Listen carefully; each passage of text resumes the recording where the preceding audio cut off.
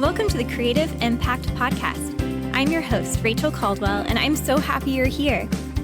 Each episode, I take some time to chat with fellow artists about life, faith, and the impact of the arts. So my question to you is, why not? Identify the what are the why nots? And then you go and you move past those barriers, and then you can't equip yourself, but you get yourself ready to go, God, if you spoke this, I'm going to go on your creativity financially to make this happen. Hey friends, you're listening to episode 74, and today we're bringing you part 2 of our Entrepreneurship and Pursuing a Vision mini-series. Throughout the month of October, you'll hear from artists and entrepreneurs who are at different stages of bringing a God-given dream to life. I am so excited for you to hear from today's guest, Michelle Brogan. If you haven't met Michelle, she is a pastor, speaker, entrepreneur, wife, mother, and mentor. Michelle is the founder and director of Revolution Ministries. She and her husband, Alec, are ordained pastors and have been traveling the country since 2000. Michelle has invested faithfully for decades, and since the time of its conception, Revolution Ministries has added discipleship programs, leadership training, large-scale productions, Epicenter for the Arts Training Center, and conventions to get the truth and the message of Jesus Christ to this generation. Michelle shares her powerful testimony journeying through mental illness, hearing God calling her to begin Dance Revolution, and then continuing to take steps of faith over the past 22 years. Michelle is a powerhouse, and she brings the passion and the fire to this conversation. She has built over 5 businesses from the ground up and has so much wisdom to share as an entrepreneur. She reminds us that with no risk, there's no reward, and to activate the vision God has given you to pursue. If you happen to be facing some resistance and obstacles to try to get your vision going, get ready because the truth Michelle brings today is about to break down those barriers. Michelle and her team at Revolution Ministries have impacted so many lives, which is evident by how often Michelle and Dance Revolution have been mentioned by guests on this podcast. It is such an honor to have Michelle join me today.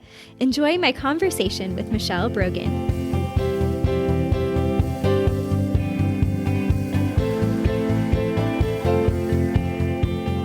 I am here today with Michelle Brogan, and Michelle, I am so excited and honored to have you on the podcast. Thank you. I'm excited to be here.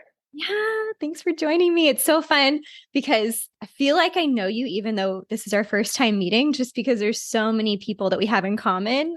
Right. So I'm thinking back to like Jenna Vance, Randall Flynn, Cheryl Cutlip, and I'm trying to think like other people that have been on the show as well. Stella Omblade. Some of my favorite people right there. Yes. They're incredible. And so many more, them. just that their lives have been so impacted by your work and your life. And so I cannot wait to just get to know you today and kind of hear more of your story. So Thanks again for being here. You're welcome. I'm excited. Yeah. So do you want to just give our listeners just a brief elevator pitch, who you are, what you do, and then we'll kind of dive into more details. Yes. Elevator pitch. That's a good one. I mean, listen, I have been married 25 years to the love of my life, Alec, and I have 2 amazing kiddos, an 18 and a 20-year-old living out their dreams right now, the things that God has put in their heart. Love that. And I have been doing what I feel called and set on the earth to do for the last 22 years, which is Dance Revolution, a convention that we have that is traveling the nation, and just really our motto was change the face of dance, and in so many ways going outside of the church to do that. And through that was birthed a ministry of an internship. We've had over 289 kids, I think, come through in the last 16 years that just wanted to be discipled, loved to dance, but didn't have a place or space where they were really learning about who they are, worship, Jesus, travel, all the things they love. Mm-hmm. And we started a ministry as well called Epicenter for the Arts, which is a building and a studio environment with acting and singing. And that's going on its 10th year anniversary this year. And just been that's awesome. Something that has grown exponentially. And we started a competition, and we really just had this root system. We started with Dance Revolution, and then the branches started growing from there of all the things that God had rooted with Dance Rev, but then were needed in the world and the space of dance. And So who knows what's next, but that's what I'm doing. And my family is with me all the time. My kids are in the Mhm. ministry. My husband and I work full time together. And so, So cool. Yeah. we're just living his dream through us. So that's what I would say is my elevator pitch. Yes, that's perfect. That's awesome. Just to kind of give people a bit of the backdrop of what we're going to be talking about today. And, I've heard a little bit of your story, just your testimony, but do you want to share your dance journey growing up and then how that kind of transitioned into the vision for Dance Revolution? Yeah, I mean, I started dancing at a very young age. I mean, I think I was 3 years old at a little studio. And I always tell the people at my studio when the parents see their kids get up there crying on the stage and don't do anything, I'm like, that was me. There's Right. hope for the future. Don't worry. Exactly. Don't worry. And so I was an only child. So my parents put me in everything and anything just to figure out what's her passion. I did karate and synchronized swimming and sewing and just all the Oh, things. nice. But Yeah. the dance thing I stayed in and it really stuck. And I was actually telling my testimony yesterday to our interns because they have to tell their testimonies in the weeks coming up about Oh, how cool. dance really, I wouldn't say saved my life. Jesus saved my life. But Yeah. dance was the thing that through my journey of childhood and even some things I walked through as I got older was the thing that really was my language of love. It was my language. I was able to speak the things I didn't know how to speak. And so I started teaching at the age of 15 and I actually started going to New York by the age of 16, 17 with Star Search. Only old Oh, people will know nice. what that is. Yeah. But just started my professional career, loved teaching, loved performing. I hit rock bottom at about between 18 and 19 with a severe mental disorder and was locked away in my room for over 6 months and Wow. was visiting mental hospitals and just so many crazy things tried to take my life. And in that moment, everything stopped with dance. I mean, I couldn't leave my home. Yeah. So I think the Lord, with his grace, because I was saved at a young age, really walked away from the Lord as I was getting into my teen years. But when you're locked in a room, you can't leave, you have no friendships, everything you've ever known has stopped and paused, and Wow. you literally don't know what this life is anymore. The Lord really took me on a journey of what my life was about, what he had called me to do at a young age, and everything began again to become in color. It's like the movie Wizard of Oz. Like I was in that black and white space for so long, and then the door opened Yeah. coming out of my house again, which is too long to talk about. It took months and months and months for me to even be able to walk out of my house again. But in that, everything was in technicolor of what he had called me to do. And dance was one of those things that was separate. It was like you danced and that was your hobby. And then your relationship with God and church and all that was over here. And he really showed me that is not my purpose. It was all synergetic. It was all together, if that's even a word, synergetic. Yeah, I like there it. was a synergy Uh-huh. that he was doing, that he was trying, and no one was dancing in church back then. No one had a Yeah. flag in church. No one, I remember back then when he was like, I want you to do this in church. This is for my house. And then I'm going to take you outside my house. And that journey was so interesting for me because I was dancing what we would call secular. I was on very scandalous times that Yeah. I would even dance, and my gift wasn't anything I wanted to give to the Lord. It was just what I loved to do. And he took me on a journey with movement, with music, with what's in his house, what needed to be in his house, and then also opened the doors for me to go outside of his house to reach the lost. Cool. Yeah. And so if it wasn't for being through the valley that I went through, nothing I don't think would have come to play of me understanding what dance was for him and what dance was meant for me and for this generation. Yeah. And so I don't know if that helps, but that was kind of my journey into it. And then after that, everything changed. I mean, though I was still in the professional world, it was all based on him being seen through choreography, through classes, through movement, through whatever. And so it was the most incredible, we love as dancers to be on stages and platforms and get claps. And then when we get on a stage and all we want them to see is him, it changes the game. Yes. It's like everything we were made to do comes to life. And so that was where it started for me, was after my mental illness journey. It really just opened up everything to what it was supposed to be. That's beautiful. Thank you for sharing part of that, your story. And just, I think it gives more depth and appreciation of what God has done, in your life and through Dance Revolution and all of the things that have sprouted off of that. So yes. Do you want to just share kind of the very beginnings of Dance Revolution and how that was born? Dance Revolution. I mean, it's so funny. I read the book Greater and Sun Stand Still. Those are two books that for me were really interesting because I'm a visionary. So visionaries, they see the big picture Yes. And I didn't know that wasn't going to happen the next day at first, because I was like, Right. there it is. There's where we're It's going. And then here. the Lord like Yes. sucks you back into the infant stages. So dance rep, listen, it wasn't what I wanted to do. I really felt when I gave my life to the Lord fully in my dance, I'm like, okay, I'm going to have a little studio. And because I was teaching 26 hours a week at the time, and I was also working professionally. So I thought, during the day performing, I'm like, I'm going to just turn that to the Lord. I'm going to do a little studio. I had a logo for it. It was called Truth Dance Studios. We were going to be in Orlando, Florida. There was a cross on the T, like all the things I thought it was supposed to be. And through a series of events of just really engulfing into what worship looked like, and just really, I was just on this path of growth. Like, he asked me to quit all my jobs, and I fulfilled my commitments with those jobs. And I actually had a studio that wanted to give me her studio and all the stuff. And I had to come to her and be like, I'm going to fulfill my commitment, but I'm leaving after that. And she's like, for what? And I was like, for God. And she was like, what does that even mean? I was like, I don't know. And so he really had asked me to give everything up in a season and wait on him. And so through the waiting, I had no job. And that was really weird for me. I sat in his presence all day long until I was just like, whatever you want me to do, I'm going to do. And so my husband and I were at a youth event one night that our church put on, and they had this guest speaker there, and he was there in the morning. He was very charismatic. I was like, this guy's crazy. And he said, I'm going to come back tonight, and there's people in this room that God is about to birth a dream that's going to change the trajectory for this generation. I want you to come back. I want you to bring a Tupperware that has all the things in it that have held you back or you fear. And tonight God's going to bust the lid off. And I thought, that's the craziest thing I've ever heard. I'm not going back. That's weird. And so my husband, we didn't have kids at the time. And so I had gone to the pool. I'm like, I'm going to the pool. He's like, no, we're going back to church tonight. And I said, and we're going to bring our Tupperware. Like, that's so, weird. And he's like, we're doing it. So I'm at the pool. Like, I'm not going back. And the Holy Spirit was like, you're going back. I'm going to give you everything you're going to write in that Tupperware, because you've been waiting on me, and I'm going to do it in a way that you didn't expect. So I came back to the house. My husband already had the little Cool Whip Tupperware thing sitting out. And I was like, oh my gosh.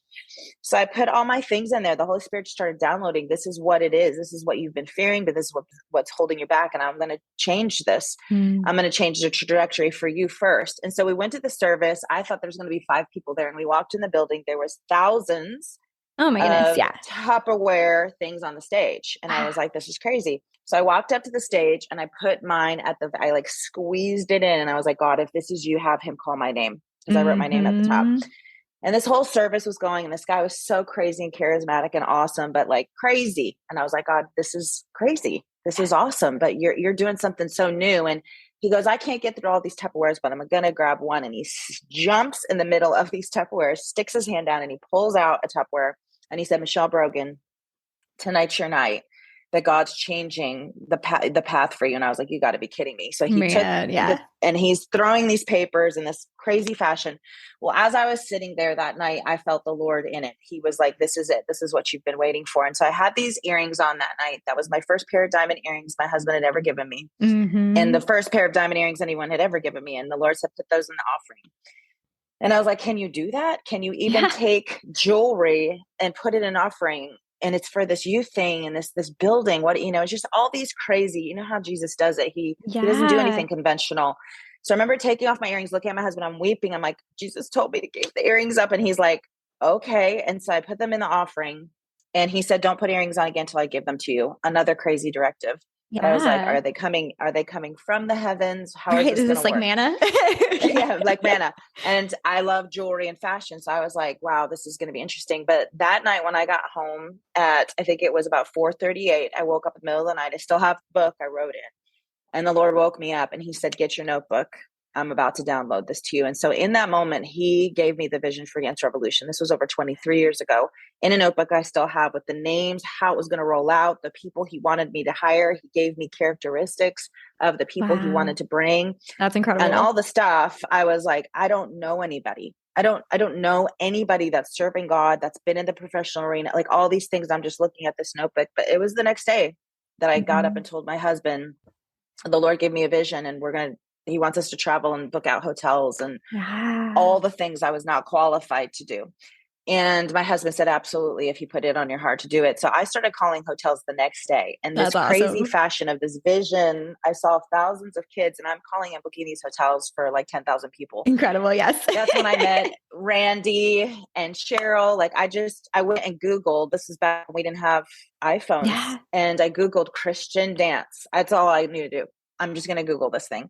And I don't even know if it was Google. I just remember searching, and the name Randall Flynn came up. Yes. He was the first person I called to say, I know you don't know me. I don't know you, but I have this vision and I need to find people that love Jesus. And that became a series of events. But through it all, what I love, if anybody's listening that God's given a vision to, is there was this big, huge idea. I could see the ballrooms. I could see all these people being massively saved for the glory of God.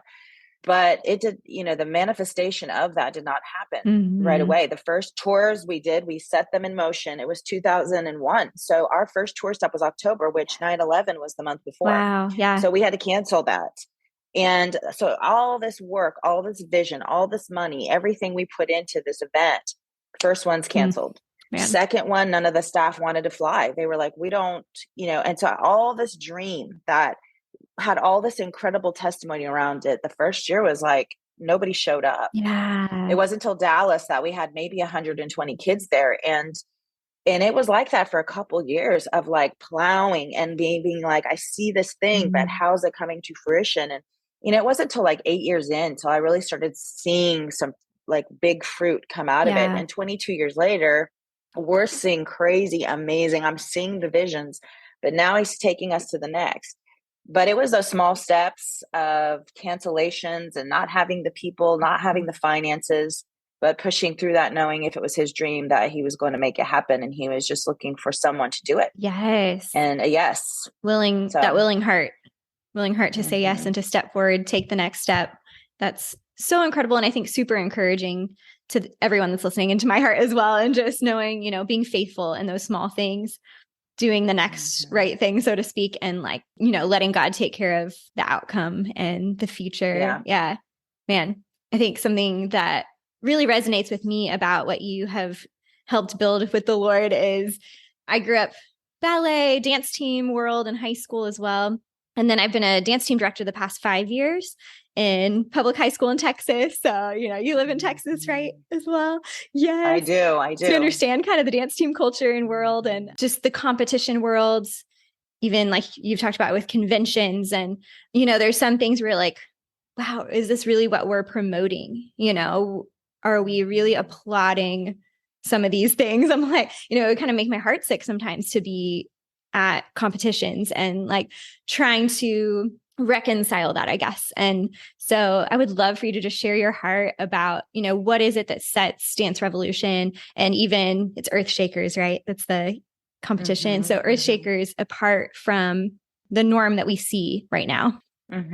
Yeah, I think conventions was something I grew up in, and you go to these, and it was so fun. It's like it's like a youth event, but not for Jesus. So you go, and your team goes, and you have these incredible people on the stage that we looked at that were in movies and whatever, and they were popular on a tour. And you're learning these classes, and I used to leave crying because I felt something, but I didn't know what it was. But it was almost sad. It didn't give me life. The things we were learning was what's the coolest, newest thing. And it was all about the people. It was about the people on the stage. There was times to sign their autographs, and we would wait in lines for their autographs. And, when the Lord really started showing me, this is me, I'm going to use you. And you're going to be like, whenever he does something, we dedicate our lives to him. He is an amazing father. It's like when I have my kids, like I want them to be blessed. I want them to have a prosperous life. I want them to live out their dream.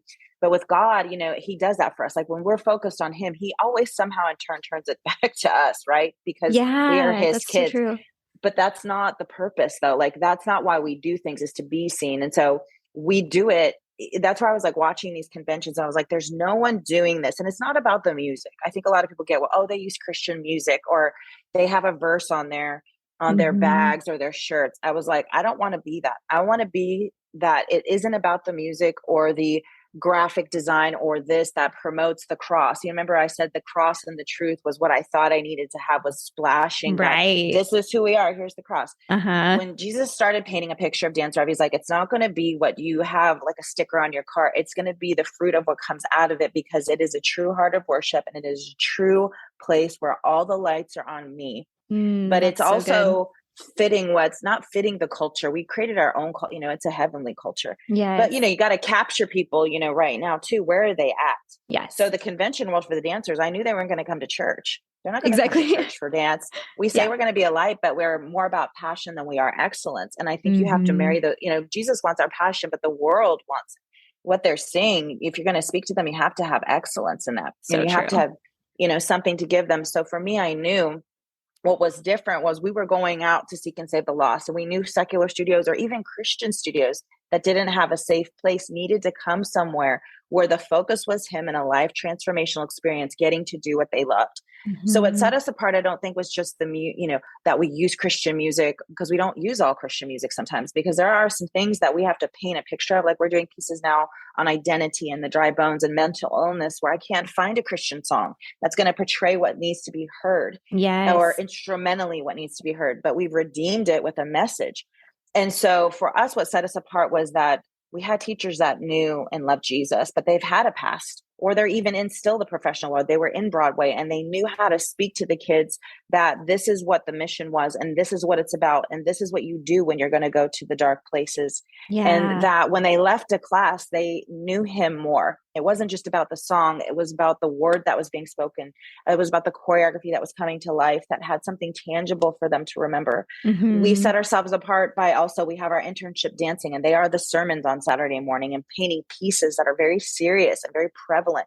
I've got a girl right now at my studio that's going through cancer, and she just said, I need a video of the chess piece you did last year, because that is something that's so ingrained in my mind that when I'm sitting here getting chemo, I want to see that picture, because that's what I remember, is that I win. The enemy thought he had me, but at the end I have checkmate. So we're trying to paint pictures because we have a visual generation. We do church at our convention, which no one does that, but we paint a picture with a production, and it's not in biblical costumes. It's something that's speaking something that is relevant for now, not that biblical. We can't go back in biblical times and wear that, but it is something that we're taking those stories because they're still alive today. Amen. And painting it where these kids can relate to that. Earthshakers is something, it's a process. We've only been doing it 6 years, but also I was seeing all these Christian studios come to DR, and I'm like, they don't, it's not about competing with other people. Sometimes it's about competing with ourselves. God did give us, and not a spirit of competition, but there is a drive in us for more, because he put that in us, because he wants us to see the kingdom built. He wants us to run a race. You can't walk a race. You have to run a race. Yes. And in that, we were seeing studios that were too afraid to go to competitions because they didn't want to bring their families into what they were seeing. But they needed to be challenged in their technique. They needed to see that the kids need to be challenged into their age appropriate level of things. And so we were like, we've got to create a safe place where we have lyric checks, and we have costuming rules, and we have some things that it's honestly really hard when you have to do lyric checks for 600 pieces at one event, or 400 pieces, whatever maybe we have. But we've decided that's what we're going to do. And so, because we allow people to bring music that isn't Christian, but we're not going to allow you to have sexual lyrics and cussing and all the things on the stage. That we have to be safe place. And we're giving awards and doing things. I think you just have to be there too. I've been to competitions where, it's just like first, second, third, we want to pour life into those kids. And also in those moments when they're not winning first, teach them what that looks like. When Jesus said the last will be first and the first will be last, giving them life lessons in a competition. And also, if you didn't hit the mark, you go back to yourself with the Lord and you hit the mark with him, and not be like, we're going to beat that studio or beat that girl or beat that boy. Yeah, I love that so much, man. Yeah. Yeah. So it's just being the church instead of painting logos and pictures and saying we're the church. We really have to just be the church, and we have to give them an experience that's not emotional, but it's truthful. Yes. It's lasting. And I've never seen anything like it. I've never been a part of anything. And just because I run it, sometimes I'm like, I don't know if I've ever experienced Jesus like I do during Dance Rev.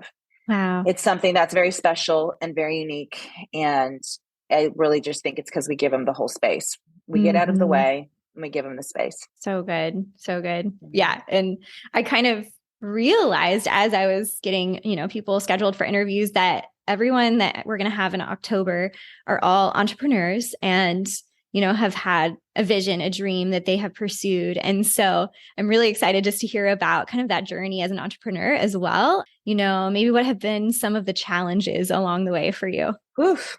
It's so funny that even the word entrepreneur, I was somebody that in high school and my mom's always like, stop telling people that. And I'm like, I think it's inspiring. I had a 1.4 grade point average. I was a party girl. I don't remember anything about school. I had no ambition to be a business owner. I knew there was something in me that wanted to be different, that thing that you can't quite figure out because I was not giving my life to the Lord, but I wanted to be different. I wanted to feel that uniqueness that was like, I don't want to swim where everybody's swimming.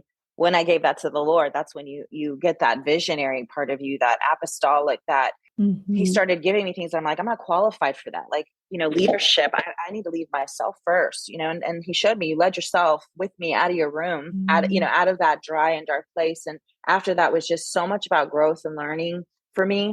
But entrepreneurship is such an interesting term. If I have too much time on my hands, start 5 new businesses. It's just always, what can we do? What can we do? But what I had to do was pull back because I would start 10 businesses today because you have these ideas and these dreams. But I see a lot of people have that, but they don't activate themselves to it.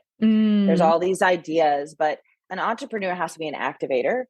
And that's one thing I've learned to do. And I've had to learn over the years too, his timing even more, because I'll be activated. It's green light, go, right? But his timing, his wisdom, because my husband is very contemplator. He's a slow mover. Which has helped us. But I'm like, time is now. It's now or never. He's coming back soon. It sounds like God paired y'all really well. Really well. But I'm a no risk, no reward person. So if you're an entrepreneur, risk is going to come with reward. It might not look like the reward you want, but everything I've done is risky. You can't worry about finances in the way of, if you're going to want to make money, from me, this is my opinion. I never started anything to make money. Yeah. I started things to change lives. And even with my boutique, it's like, well, it's closed, but I want women to feel confident and special, especially someone like me that has, it doesn't look like everybody else, or my body doesn't feel like I wanted to be able to go, there's a boldness and a courageousness, not to look at me, but to decorate what's on the inside, on the outside. It's always been about life change. Yes. I love that you do that, by the way. I was like, I just recently found that out. I was like, what? That's so cool. So I love decorating. I love decorating homes, but it was always about what am I doing for people first? Now God will bring finances to you, but you've got to be a filter of finances. When he brings that, it's always being filtered out, whether it's filtering back into another business or filtering into people's lives. You have to be willing to be an investor as an entrepreneur. I think people think entrepreneurship, again, is financial freedom and finance this. I have freedom, but I'm going to tell you that I don't know if it's full freedom sometimes when you're going on vacation and you're the only one that can make some of those decisions. Right. You're never fully free. So that's a price that as an entrepreneur, you have freedom, but you also have to think, God's given you the ability and you to take charge of that. So you have to be okay with that. You have to be okay with people not liking you, because entrepreneurs means you have to roll forward with what God's given you and not listen to the naysay, or you should change this or you should change that. You have to go with, this is what God said in my heart, and not everybody's going to love that. Yeah. You got to go to sleep at night knowing not everybody loves that, or not everybody likes, those decisions as an entrepreneur. But you can't go in looking to make money. You go in for a no risk, no reward mentality. And God's rewarded me, even in the failure. He's rewarded me because he's taught me something about myself. Yes. And about others in the process. But yeah, I'm starting a new venture here, and I'm launching it in October that is not out there yet. And even in that, there's always going to be, I think people think there's so much confidence to do something new. For me, it's not confidence. Confidence is shady to me. It comes and goes. For me, it's got to be it's like Godfidence. Godfidence is when I'm confident he's told me to do it, because in myself, even with this new venture, I'm like, I don't have what it takes, or have I get, just all the things that swirl in our fleshy mind. But a Godfidence in me makes me go, you got to quiet those voices, Michelle. And if it's a loss in the end, it's a loss gained with him on the great adventure. Yes. So if that helps, that's where I would say, for sure, my best advice. That's incredible. Yeah. And I feel like someone probably just pulled over to write that down, because like Godfidence. Yes. I love it. And I think that's so key to being able to move forward, because I think we can get so paralyzed in fear or, in what are people going to think, people pleasing, all of those things. But when we can just know, okay, God has put me in this moment for this reason. He's given me the vision and he is going to bring it to pass, and we don't have to be the ones to make it happen. We're just, like you said, being obedient and saying yes. So good. Do you have any favorite stories from the past over 2 decades now, right? I have too many. Too many. I can't even think of one. I mean, I think my favorite stories are always involving his presence when it shows up in the most crazy, amazing ways. He's healed me at Dance Rev mentally, physically, even of residue from my past. I've watched people be healed right in front of my eyes at a dance convention. I don't think people realize that he's not about doing just a conference to heal or a healing service to heal. As long as we're, when Jesus was doing his ministry, he was just going about it. He'd get in a boat, he'd get off a boat, he'd go to a town, he'd go and sit with people. It was just his journey that drew people to him, and then miracles happened. Right. He didn't have to stop and go, we're going to do this conference. Now people would be like, well, it's funny you're saying that, Michelle, because you do conferences. Yeah. But the thing about that is I don't go in with, we're only going to have this happen here. We just do and give him the space and make it's about him. And so in the process, I've seen little girls' eyes when they have glasses with their eyes are crossed and they come for prayer and they take their glasses off and their eyes shift back. Yeah. I've had my hand on a girl's cyst where it literally dissolved in my hand. We've had women, it's not even just for the dancers, it's for the moms. I mean, I had a mom come that couldn't have babies and she had about 8 miscarriages, comes at a dance convention for prayer because Jesus is there. So he's going to do whatever needs to be done. Yeah. He isn't just do great choreography or, he's like, I'm here. So what is needed? So those are my favorite stories. I have so much fun. Even this weekend, we just had our staff retreat we do every year. And I just have so much fun. I was an only child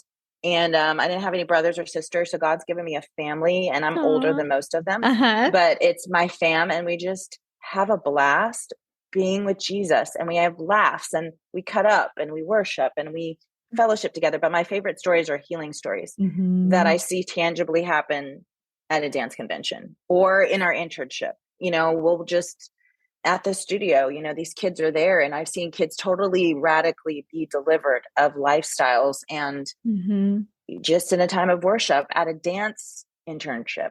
So those are going to always be my favorite stories. Wow. So cool. And not limiting God, he's the one who knows. Yeah. What needs to happen in any given moment. So that's so cool and such a good encouragement for everybody. So for those people who, I know you gave really amazing advice already. Is there any other advice that you would give for someone who is right at that, have a vision in my heart. I'm not sure what the first step should be. Where do I go from here? Any wisdom or advice you want to share with us? For me, it's why not? I always am asking people, why haven't you moved forward? So identifying the whys of why you haven't stepped forward. If money is the issue, then is it God?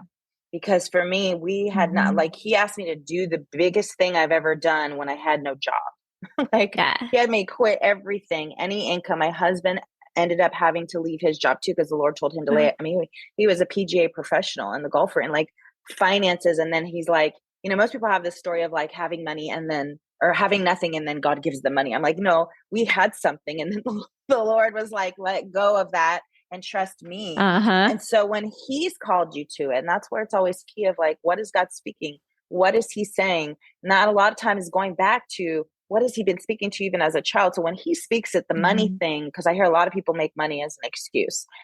He is the creator. So he's given us such creativity. So there's creativity on how to do things. I mean, my productions now cost us selling homes to make them happen. Yeah. Back in the day, I did a production. People were still getting saved, and it cost me $60 something to get a costume together, and we had everything donated. But I had to be creative. So money, what is the things holding you back, and why not? So money, is it that you don't feel like a good leader? Well, God is the leader. He will lead you into it. But what are you doing to equip yourself? Because nothing I'm doing, I was qualified to do. But once I started stepping into it, then it was my responsibility to get the things needed. Ooh, that's not good. to qualify myself. Yeah. I can't qualify myself. But if he's saying, I'm going to have you lead people, I'm going to have you do it. So I had to start going, okay, John Maxwell, how many books can I read in a day? Or, but it's all these people don't want to do that part. They just want to go, well, I don't have this yet.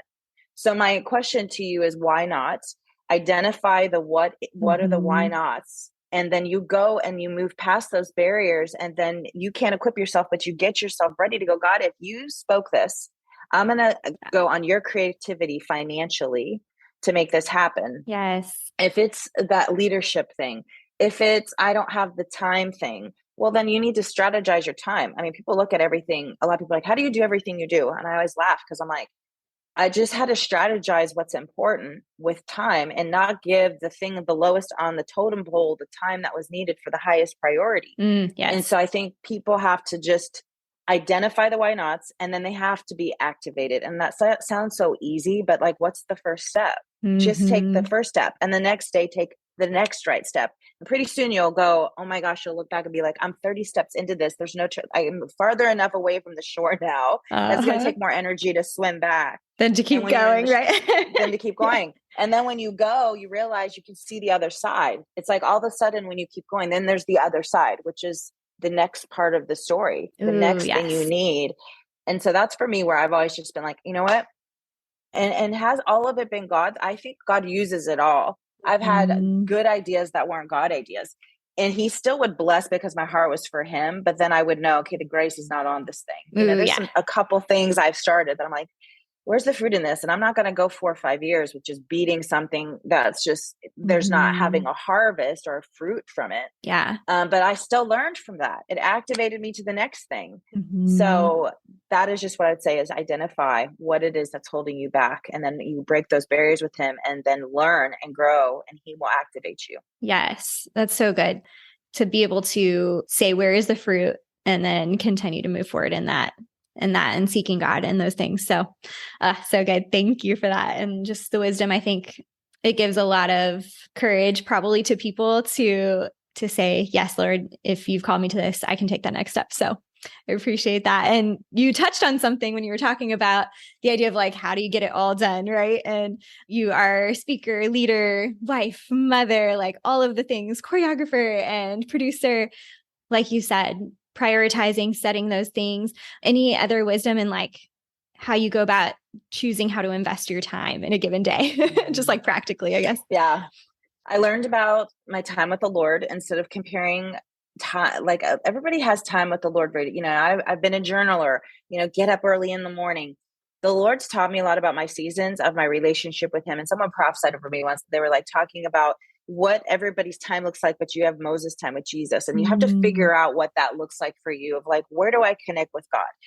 Is it a season of journaling? Is it a season of going out and sitting in a parking lot in dead silence with no music? And like, I have a relationship with God that doesn't just do a quiet time in the morning. It has to be a longevity, all day conversation. We talk in the car. I don't listen to music. Like, I don't just go, okay, I'm going to have my time with God in the morning. It's a full out time with him, with everything that I do. Even when I just made my protein shake, it's like, you don't just stop. So for me, if I don't have that, then it's sadly to say where people don't agree is like prioritizing you. How do I feed the people that I've been put in my life, including my family, including the interns, including my staff, including the masses of people we meet, if I'm going to be an anorexic leader or a bulimic leader? So I always say that because food disorders are really big in the dance world. So what I would say is an anorexic leader has done nothing for themselves. They don't take in the substance needed. So then they're emaciated with, they haven't had space and time with God. They haven't done anything for themselves. I don't feel guilty about doing stuff for myself. If I need to go get and sit alone to get my nails done once every 3 to 4 weeks, or if I need to go and just sit quietly at a lake, if I need to go and not be with friends in the moment, because a lot of people are fueled by going out to lunch and all that. My friends know that I have seasons. I explain to my friends, this is my season that I won't be able to do all the things that everybody's doing. And I can't have fear of missing out in that because I know my season. But a bulimic leader is someone that just eats to regurgitate for everybody else. You know, I don't know if there's leaders out there, like you listen to all these things just to regurgitate to other people. So I've had to learn to be a leader that is taking in the nutrients needed to give me the space and capacity that I give when is needed. I take what is needed. We have to take the things for nourishment. And so with that, I've learned with my family to prioritize. I mean, my family, my boys, they're 18, 20. We still have talks every single day, every single night. Yeah. I had just fun stuff with my family. We have fun together. Yes. And friendships, I have a very small circle of friends, but they know my seasons. And I can't be with people that are like, hey, you didn't call, all the things, when they know the capacity that I have, and that it isn't time every day that makes a friendship. It's the mission and the unity you have with friends. Right. So I have to, do all those things, juggle it, but I never feel like I don't have enough time. I feel like right now, even I can do more. Now, what happens is when I think it's all me doing it is when the burnout sets in, overwhelming stress. And that is a battle that I face right now. That's a battle I face, especially at my age. As I'm getting older, my body feels different. Like I'm like, oof, this doesn't feel like I'm 26 when I started DR. I was 26 or 24, somewhere in there. I get my numbers wrong. But with that, I'm like, I have to battle. This is not mine to take on. I've been given this to steward. And so when I get that, it gives me the time and space needed to do stuff. But, I would say to entrepreneurs and leaders, those, I've watched my friendships, marriages fall apart because that's all, that's the mission that God's given me. Well, it's the mission God's given you, but he gave you family, he gave you the local church, and he gave you fellowship. Yes. That's the only way any of that's going to stay stable, because then even business becomes an idol. And for me, that's where I can tell when that becomes not even an idol, but like that thing. I can feel the burnout. I can feel the tears, the overwhelming feelings. And I have to really start going, it's time to go do some nutrients that are going to last and not keep regurgitating it out for everybody else, or I won't have longevity. So good. In ministry. Ministry is all the things. It isn't just DR. Exactly. Yeah, that's so good and so practical that we can really cling to today. So I really appreciate that. Thinking about discipleship, mentorship. So you're, like you said, pouring out into the interns, you're pouring out into your staff, your friends, all those things. What is your encouragement, I guess, for dancers and artists? Like, what is the value of mentorship and discipleship? Why should we pursue that, I guess, in our lives? I mean, that was the last commandment Jesus left. Yeah, that's so true. Making what he could have said so many things, but he said, I want you to make disciples, baptizing them in the name of the Father, the Son, and the Holy Spirit. So I'm like, wow, making disciples, what does that even mean? So for me, I feel like trying to run this race alone, trying to do things just based on a book or a YouTube channel or whatever. God gave us, that's why he took 12. He couldn't take everybody, but he took 12. And I believe he took those that no one else would have thought he would take. They weren't the scholarly men in the synagogue. They were fishermen. He took practical things that were needed for what he was doing as well, but then made it a spiritual, it unlocked their spirit of who they really were created to be, with the practicalness of catching fish and paying taxes and all the things. So to me, discipleship, it's like when I think, why is that the last thing he said?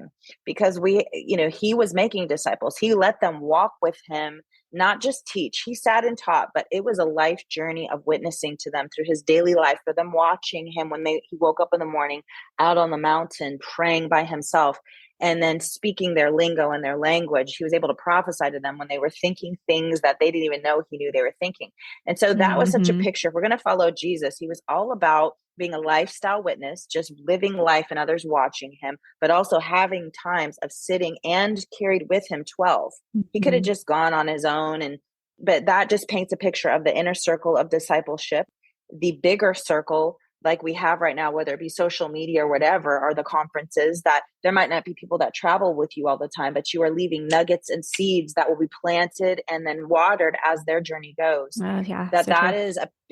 It's a picture he painted. So it has to be important to him. Yes. And I think that for me, that is where, when I look at our discipleship program we have, it's because I sought out discipleship. I sought out mentorship. Every teaching I do is based on a teaching I went and sought out, or something my mentor taught me, or, because it's like this beautiful cycle. I mean, Jesus, God, Holy Spirit, they're not a one-man show. Why is there 3 and 1, 1 and 3? Why just God? Because it's this cycle that works because it's all intertwined to make this beautiful relationship we have. So why wouldn't we need those people?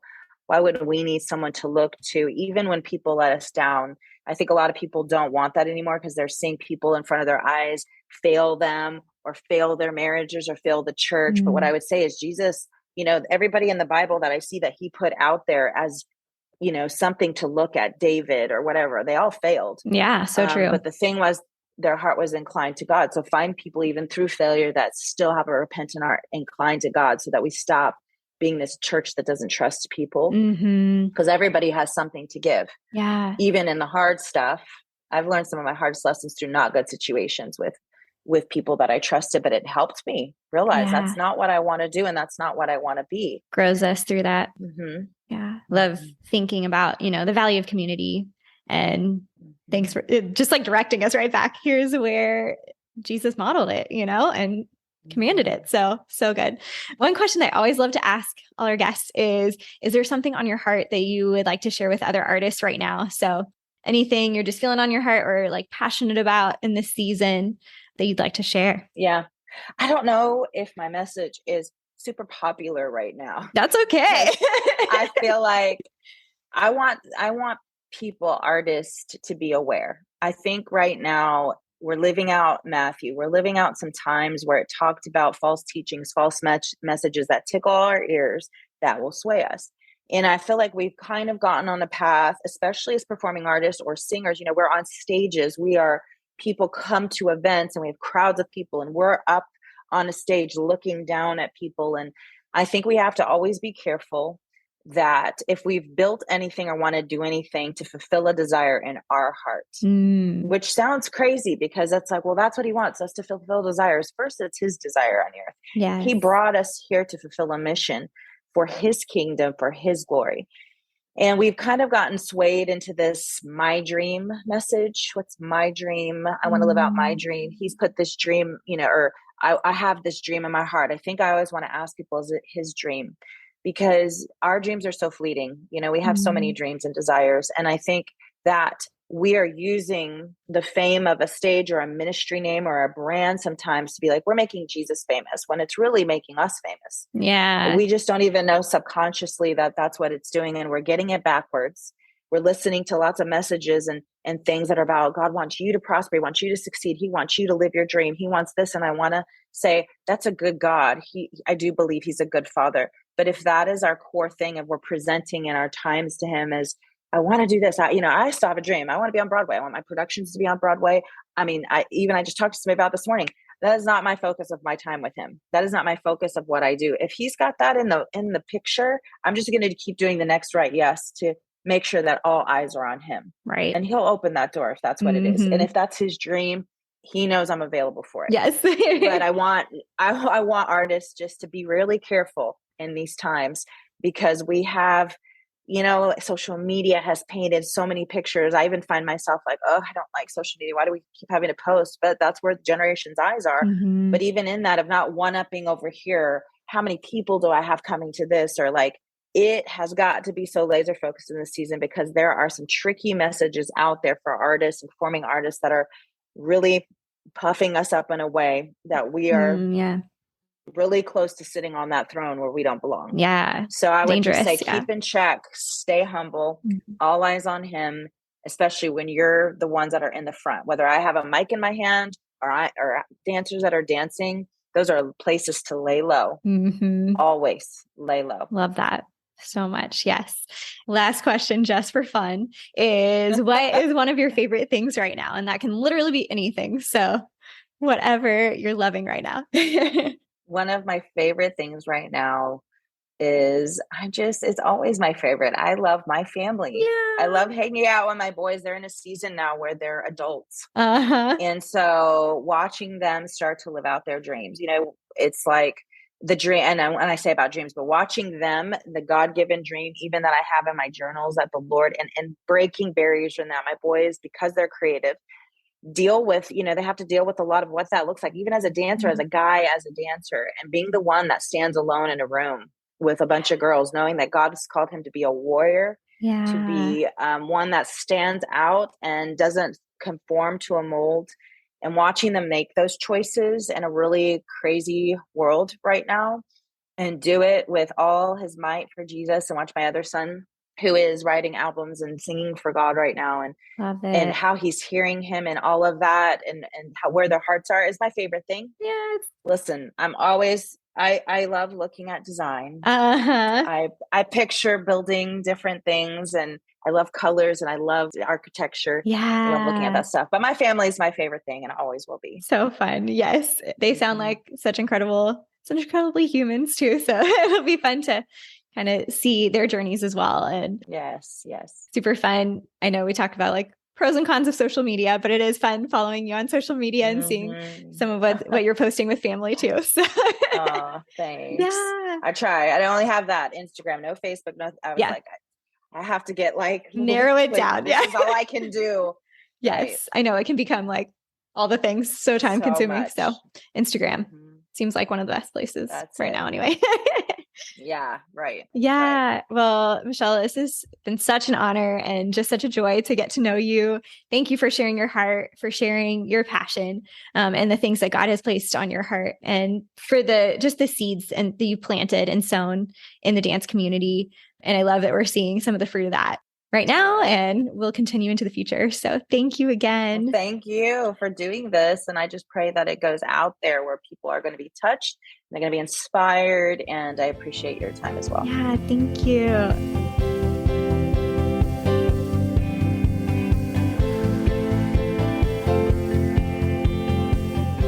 Wow, you guys, I told you Michelle was bringing the fire today.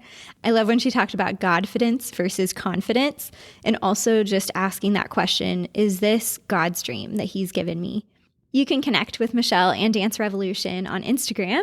Michelle is at michellebrogan.dr, and Dance Revolution is at dancerev, DANCEREV. You can also find Ingredients Dance Company at Ingredients Dance CO on Instagram. And then the Earth Shakers dance competition is at Earth Shakers Talent. You can find all the links, the full show notes, and additional resources on our website, creativeimpactpodcast.com. If you're enjoying the show, I invite you to subscribe wherever you're listening. It would also be amazing if you would be willing to rate and review the show and share this episode with a friend who you think would be encouraged. If you'd like to support the podcast, you can check out our Patreon community at creativeimpactpodcast.com/PATREON. Next week, I'm joined by Kelia Clarkson. Kelia is an actress, writer, and filmmaker. She's also the editor-in-chief of Wallflower Journal, which is an online women's magazine, and the host of a brand new podcast called Dear Wallflower. So excited to be with you again next week with Kelia. Thank you so much for listening to the Creative Impact Podcast. The music for the show was produced by Michael Cash. Until next time, remember that you were designed to create, you were made to inspire. Continue living with purpose and making an impact. See you next time, friends.